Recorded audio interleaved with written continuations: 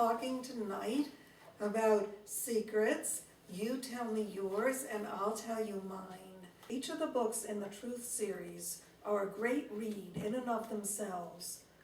But beyond that, they are psychologically rich and full of education for kids between 10 and 13.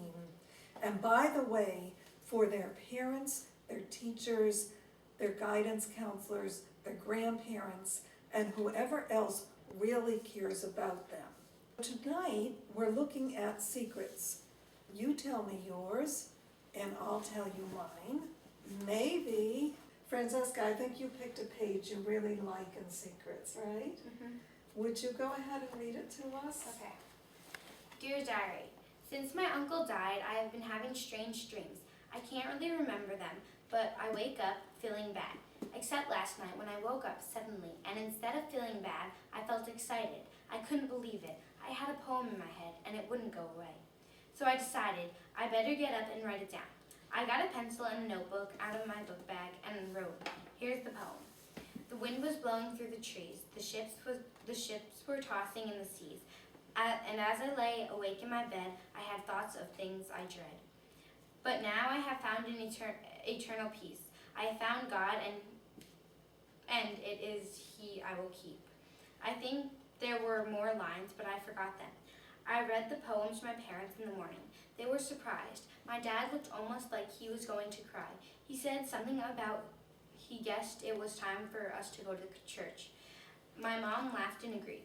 They both said I should save the poem. I hope the bad dreams go away soon. Family is just so critical.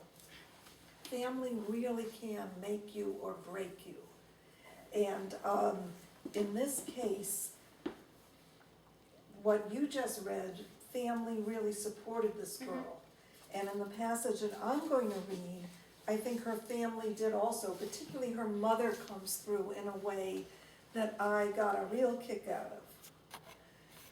After supper last night, my mother said, we're going to start a new tradition.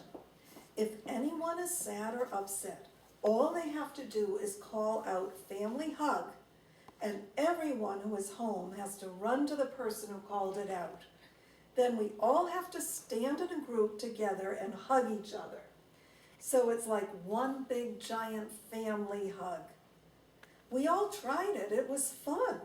First I got to call out, then my brother, then my mother, and then my father. Each time we all ran and found each other and stood in a circle and hugged each other. Then the last time we pretended that Gloria had called out. She's the baby. And we got her out of her infant seat and included her in the hug. It really felt good to do all those things. This morning I asked my mother where they had come up with that idea. She said that she had read about it in a parent's magazine. Sometimes my mother is so smart.